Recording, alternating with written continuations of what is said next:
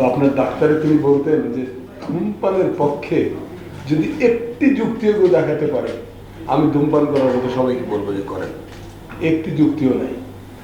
আমাদের জাতীয় professor Nurul Islam, doctor Nurul Islam স্যারও ধূমপানের বিরুদ্ধে বিরাট ভূমিকা পালন করে গেছেন, এবং তারই বোধহয় ওই যে আধুনিক যেটা, সেটা বোধহয় তারই শিষ্য সেবকরা এখন করেন আর কি, আমরা ধূমপান নিবারণ করি। তো এগুলো ছিল। তো আমি আসার পথে এআইকে জিজ্ঞেস করলাম যে ধূমপানের ব্যাপারে বক্তৃতা যদি করি, একটা গল্পের কথা বলো, যে গল্পটা বললে হয়তো সবাই একটু মজা পাবে।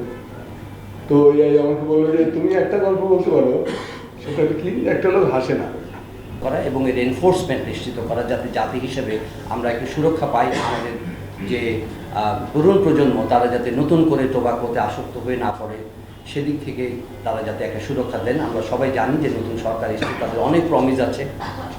এটার মধ্যে একটি গুরুত্বপূর্ণ প্রমিস হতে পারে যে তরুণ সমাজকে মাদকের বিরুদ্ধে ইতিমধ্যে লড়াই শুরু হয়েছে, জিরো টলারেন্স এসেছে।